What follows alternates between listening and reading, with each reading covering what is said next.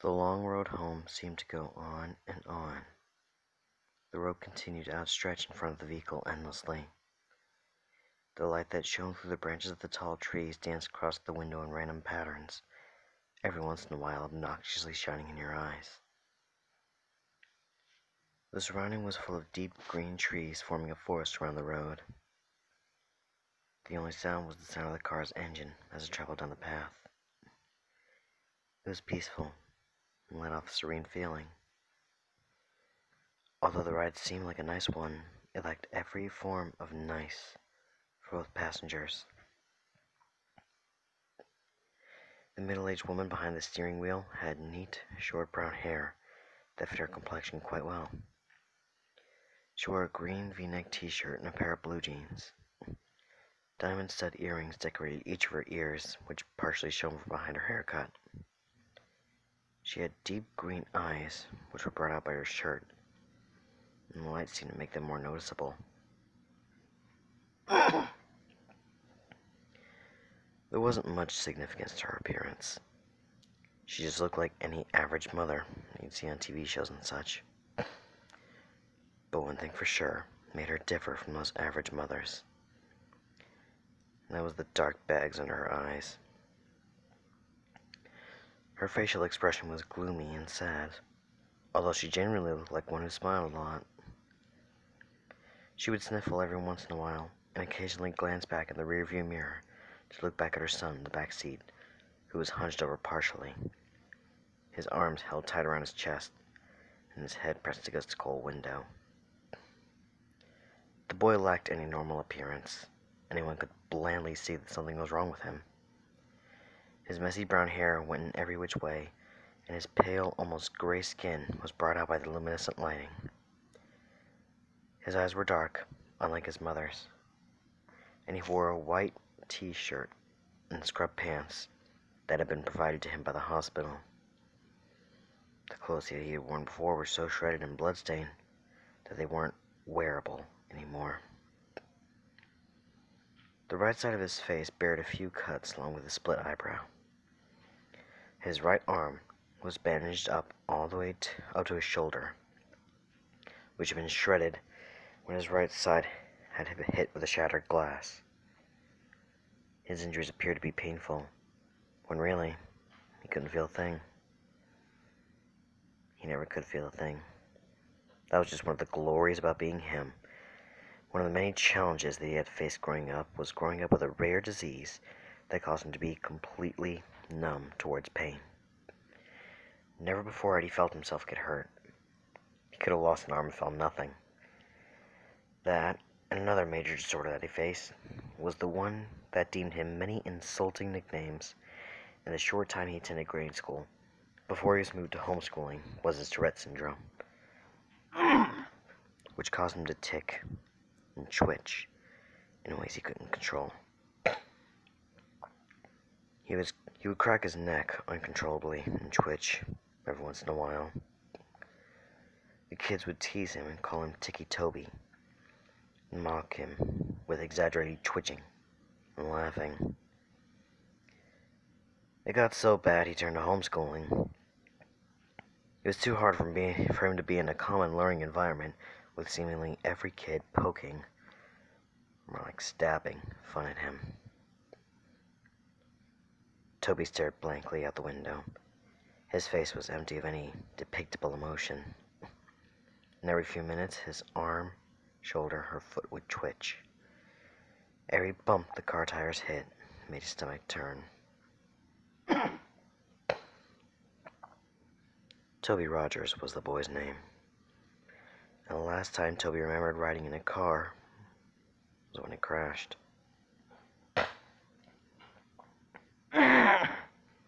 That's all he thought about, unconsciously replaying everything he had remembered before he blacked out, over and over again.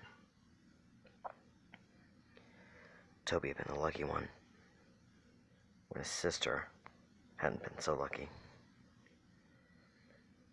When the thought of his older sister came, he couldn't help but let his eyes begin to tear up. The horrible memories replayed in his mind, her screaming that had been cut off when the front of the car was smashed in. And I went blank for a moment before Toby opened his eyes to see his sister's body. Her forehead pierced with glass shards. Her hips and legs were crushed under the force of the steering wheel. Her torso pushed in from the late inflated airbag. That was the last thing he had seen of his dear older sister.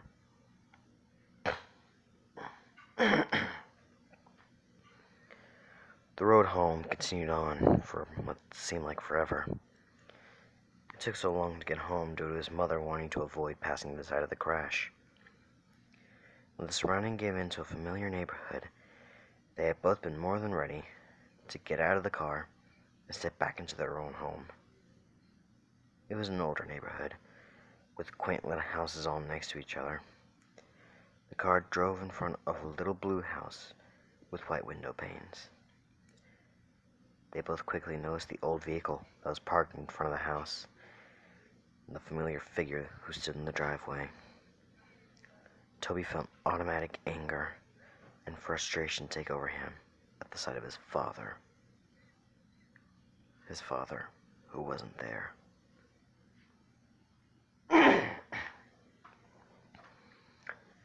His mother pulled the car up into the driveway beside him before turning off the engine and preparing to step out and face her husband. "Why is he here?" Toby said quietly as he looked back at his mother, who reached to open the car door. "He's your father, Toby. He's here because he wants to see you," his mother responded in a monotone voice, trying to sound less shaky. "Yet he couldn't have driven up to the hospital to see Lyra before she died." Toby narrowed his eyes out the window. "He was drunk that night, honey.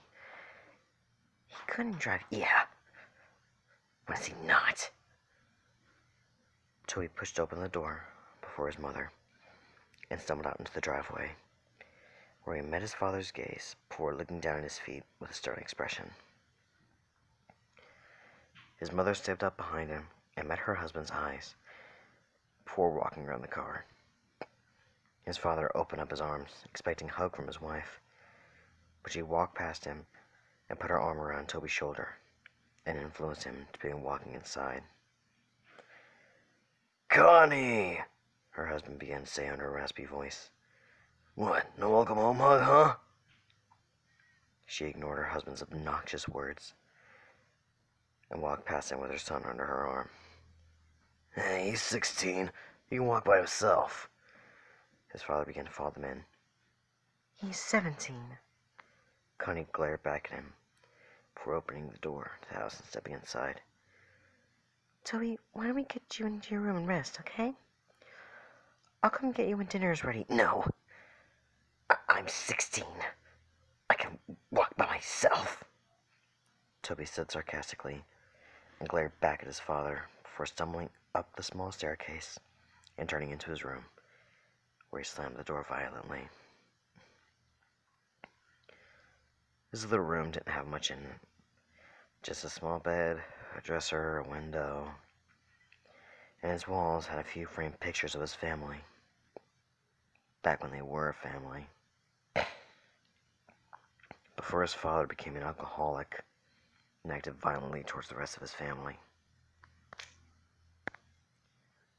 Toby remembered when he was arguing with his mother, and he grabbed her by the hair and shoved her to the floor, and when Lyra tried to break it up, he pushed her, and she hit her back on the corner of the kitchen counter. Toby could never forgive him for what he did to his mother and sister. Never. Toby didn't care how much his father beat him down. He couldn't feel it anyway. What he did care about was how he intentionally hurt the only two people he cared about.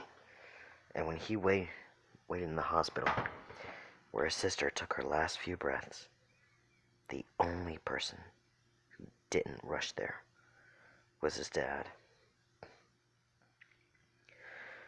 Toby stood by the window and looked out into the street. He could have sworn he saw things out of the corner of his eye, quickly blamed it on the medication he'd been put on. When dinner time would come around, his mother called up to him. Toby walked down the stairs and hesitantly sat at the table, across from his father, and in between his mother and an empty chair. It was quiet as his parents picked up their food, but Toby refused to eat. Instead, he just watched his dad with a blank stare. His mother caught onto his stare towards his father and elbowed him slightly. Toby looked over at her slightly and looked down at his uneaten food, which he didn't touch. Toby laid in bed. He pulled his cover over his head and stared out the window. He was tired, but there was no way he would fall asleep. He couldn't. There was too much to think about. He had been debating on whether to follow his mother's directions and forgive his father, or continue holding a grudge with this boiling hatred. He heard his door creak open, and his mother pattered into the room and sat on the bed next to him. She reached out and rubbed his back, which he had been turned to her. I know it's hard, Toby. Trust me, I understand, but I promise you it'll get better, she said softly. When's he going to leave?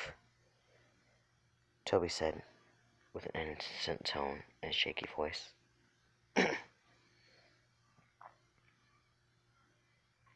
Connie let her gaze fall to her feet. I don't know, honey. He's staying as far as I know, she replied. Toby didn't respond. He just continued looking towards the wall, holding his damaged arm near his chest.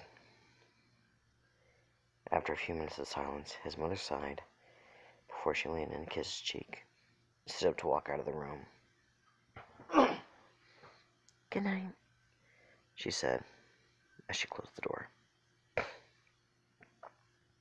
The hours passed slowly, and Toby couldn't quit tossing and turning.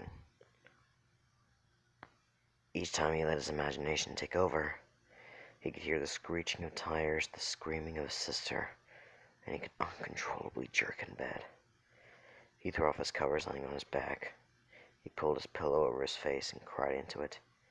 He could feel his chest rise and fall as he let out each shaky breath as he cried.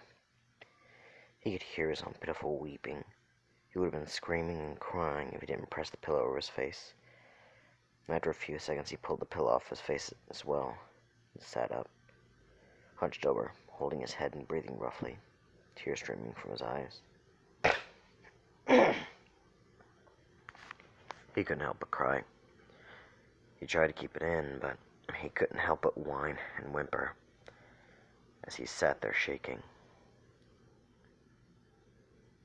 He inhaled before he stood up and walked around his bed to the window and peered out, taking deep breaths, trying to calm down. He rubbed his eyes and looked out at the group of tall pine trees across the street. He stopped suddenly, and his gaze slowly centered on something standing under the streetlight. He could hear ringing in his ears, and he couldn't look away.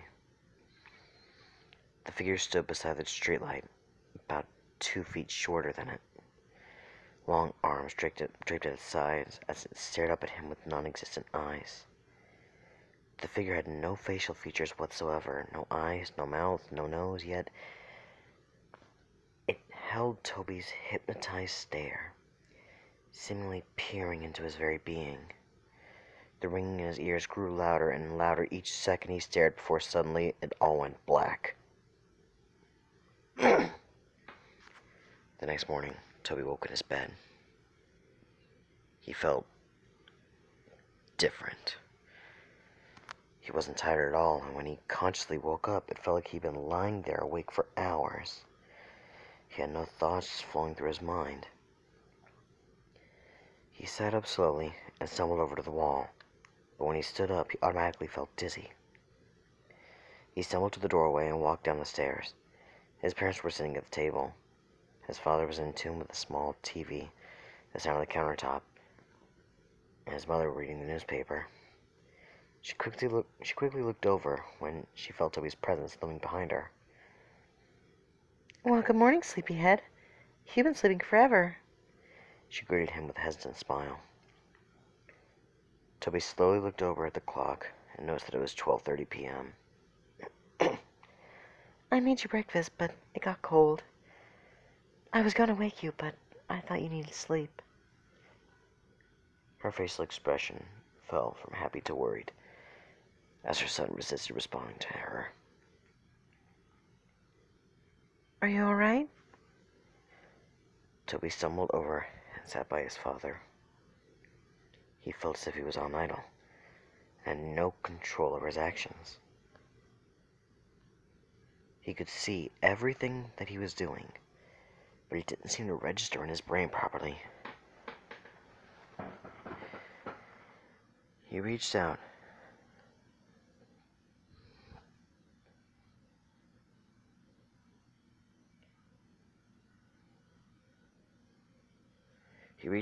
to touch his father's arm, but his hand ended up getting slapped. His father turned to him abruptly and pushed the chair over with his foot. "Don't touch me, boy!" he yelled. His mother stood up. All right, knock that off. That's the last thing we need. The days went by, and things continued on as they were. Connie spent most of her time cleaning up the house, and her rude husband spent most of his time ordering her around. It was just how he used to be before the crash. Toby never really left his room. He would sit by his bed and tremble. His mind would wander, but his thoughts changed too fast to be remembered. He would pace around his small room like a caged animal, or stare out the window. The unhealthy cycle continued. Connie continued to be pushed around by her husband, being way too submissive to him, and Toby remained in his room. Before he could think twice, he would begin to chew on his fingers, tearing the flesh from his fingers. He would gnaw on his hands until they bled. When his mother walked in on him doing so, she reacted horribly. She rushed him downstairs and grabbed the first aid, wrapped his hands in it, and demanded that he wouldn't leave her side from then. He isolated himself so much that he grew to hate being around others. His memory grew glitchy as well. He'd start missing memories from minutes, hours, days, and so on. He would begin talking nonsense about things completely unrelated to conversations he would have. He'd go off about seeing things, shark in his sink as he washed the dishes, hearing crickets in his pillow, seeing ghosts outside of his bedroom window. All the nonsense landed him in a counselor's office. His mother grew too anxious about his mental health. She decided it would be good for him to talk to a professional about what he was feeling. Connie walked Toby into the building, holding his hand and guiding him. She walked him up to the front desk and began talking to the lady who sat behind it. Mrs. Rogers? The lady asked. Yes, that's me. Connie nodded. We're here to see Dr. Oliver. I'm with Toby Rogers. Yes, right this way. The lady stood up and led them down a long hallway.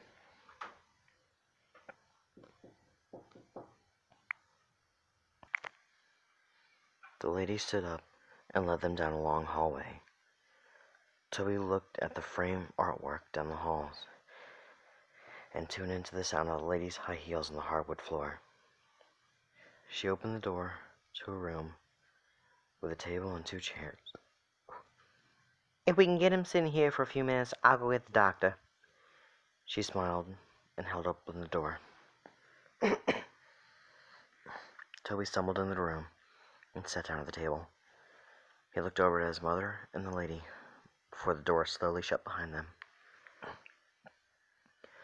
He looked around the room before he held up his tightly bandaged hands and began to bite at the bandages to unwrap his hands, but was interrupted as the door swung open, and a young woman in a black and white spotted dress with light blonde hair stepped in, holding a clipboard and a pen. Toby? She asked with a smile. Toby looked up at her and nodded. Nice to meet you, Toby. My name is Dr. Oliver. She put her hand out for him to shake, but had instantly pulled back when she noticed the bandages on his hands. Oh.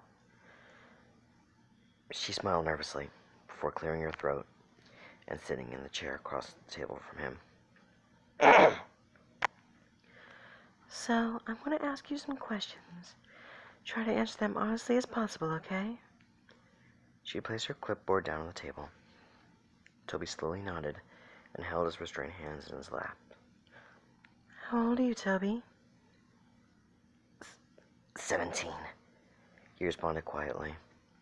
She wrote that down on the clipboard, on the paper that was clipped to the clipboard. And what's your full name? Toby Aaron Rogers. When's your birthday? April 28th. Who is your immediate family?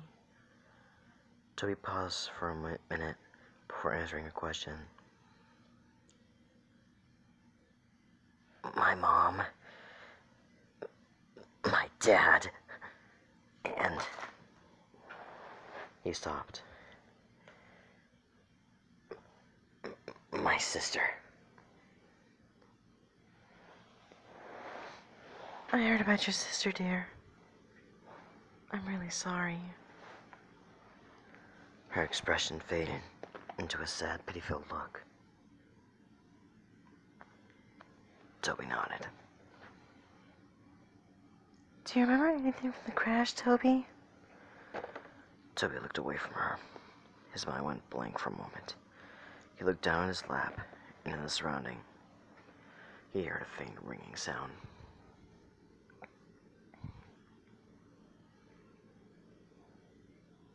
His eyes widened as he froze in place. Toby? The counselor asked.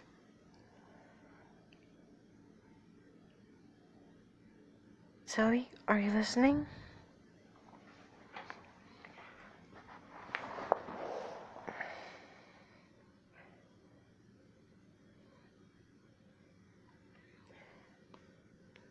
Toby felt a shiver go down his spine until he froze once again and slowly looked over out the window. Through the door where he saw it, a dark, featureless figure peering in at him. He stared, eyes widened, the ringing growing louder and louder, until suddenly the loud voice of the counselor broke his trance. "Toby!" she yelled.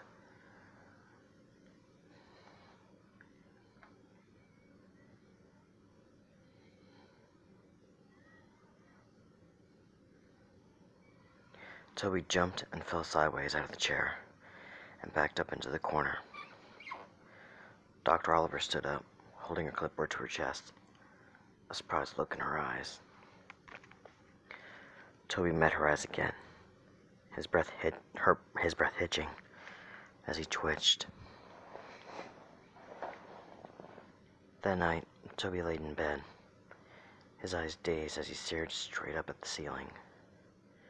He could feel himself begin to doze off when he heard the scattering of footsteps down his hall. He sat up and looked towards the doorway, his door wide open. There was no light. Everything was lit by the luminescent blue glow of the moon through his window, leaving a cold lighting. He slowly stood up and made his way towards the doorway, when suddenly the door, which was previously wide open, slammed in his face. He gasped and fell back. He was out of breath when he hit the ground and began breathing heavily, his eyes wide open. He waited for a few seconds before getting back up to his feet. He reached out and grasped the cold door handle with his bandaged hand and creaked it open. He looked out in the dark hallway and tiptoed out of his room. The window at the end of the hallway lit up the darkness with blue moonlight as he padded his way down. He could hear footsteps rumble, rustling around him, and faint giggling, led by the pitter-patter of small feet, which sounded like a child had run in front of him, giggling and running around. The hallway was a lot longer than he remembered. It seemed endless. Like the ride home from the hospital. He heard a door creak open in front of him. "Mom?" he called out in a shaky voice.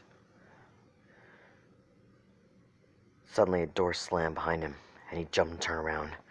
Behind him, he heard a long, eerie groan from behind him that sounded to croak right in his ears. He turned around as fast as he could and was suddenly face to face with none other than his dead sister. Her eyes were clouded white, her skin pale, and the right side of her jaw only dangled on by tissue and muscle. Glass protruding from her forehead, and black blood leaking down her face. Her blonde hair pulled up in a ponytail as it always was. She was wearing her gray t-shirt and athlete shorts, which were dirty and spotted with blood. Her legs were bent in ways they shouldn't be. She stood emitting a long croaking noise, only an inch away from Toby's face. Toby yelped and fell back. He started to crawl backwards away from her, not able to break contact he held with her blank, dead eyes. He dragged himself backward until he backed into something. He stopped for a second. Everything was dead silent, except for his breathing and crying. He slowly looked up to meet the blank face of a tall, dark figure that stood over him.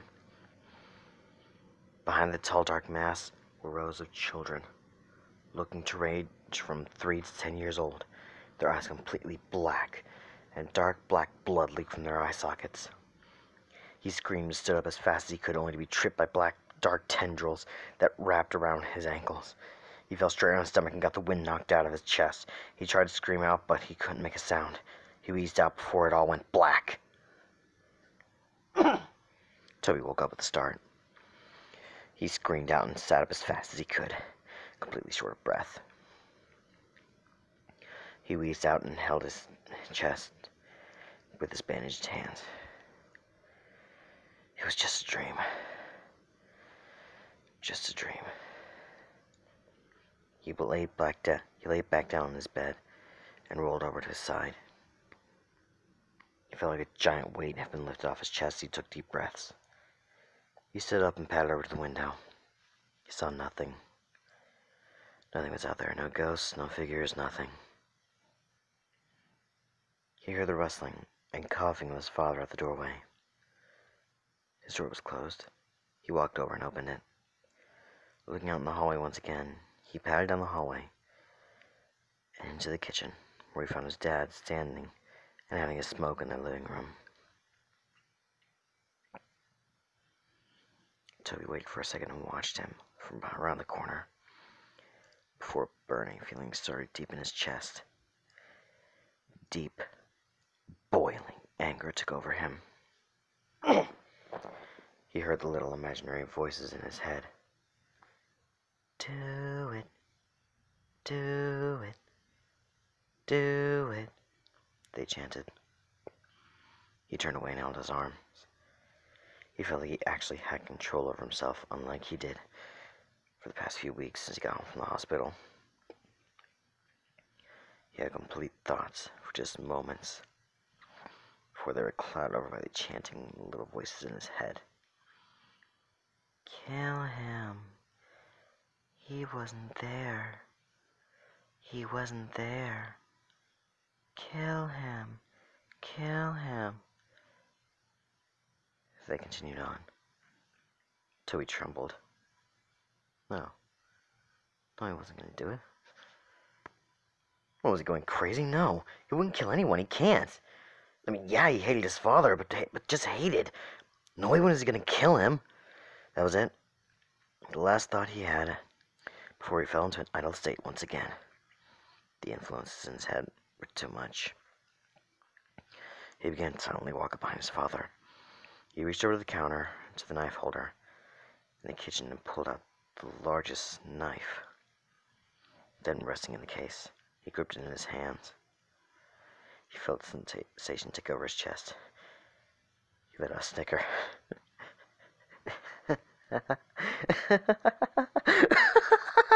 He began to laugh so hard that he gasped for breath.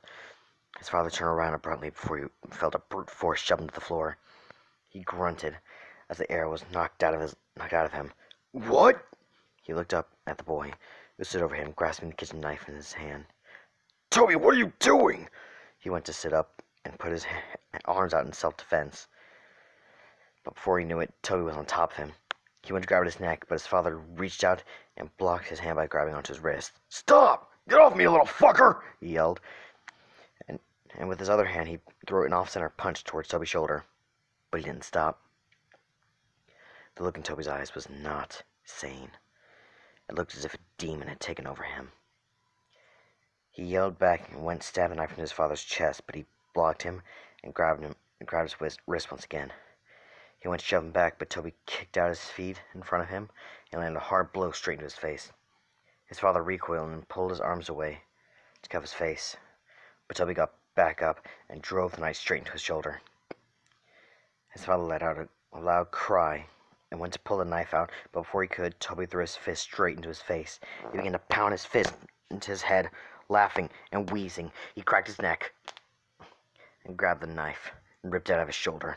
He drove it deep into his father's chest and repeatedly stabbed into his torso, blood spilling out and getting splattered everywhere. He didn't stop until his father's body was completely still.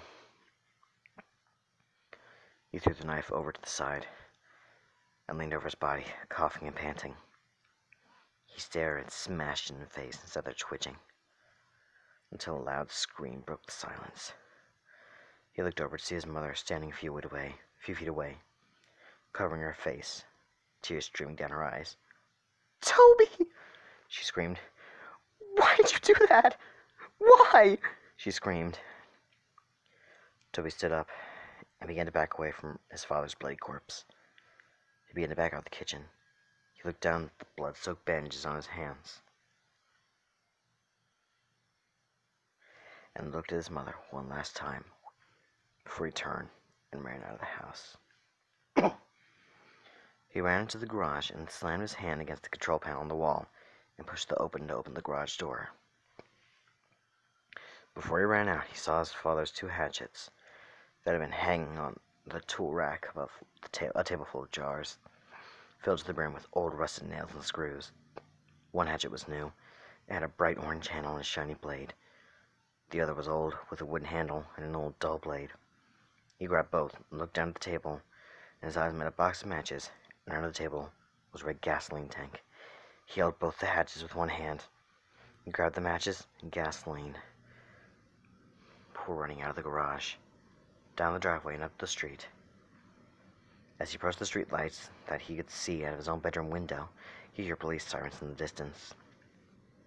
He turned around and ran, and the red and blue flashing lights came rushing down the street. Toby stood for a second before he pulled open the cap on the gasoline tank and ran down the street, spilling gasoline all over the street after him. And he turned to run to the trees. He poured the last bit of gasoline out and reached in his pocket and pulled out a match. He struck it against the box and immediately dropped it. In an instant, flames burst out around him. The fire caught onto the trees and bushes around him, and before he knew it, he was surrounded by fire. The silhouettes of police cars were visible through the flames as he backed away into the forest around him. He looked round, but his vision was blurred. His heart was pounding as he closed his eyes for a moment. This was it. This was the end. Toby felt a hand on his shoulder. He opened his eyes and looked over to see a large white hand with long, bony fingers resting on his shoulder. He followed the arm up. He followed the arm that was attached to the hand up to a towering dark figure. It appeared to be wearing a dark black suit, and his face was completely blank. It towered over Toby's small frame and looked down on him. Tendrils reached out from his back. Before Toby knew it, his vision blurred, and he was surrounded by ringing in his ears. Everything went blank. That was it. That was the end. That was how Toby Rogers died.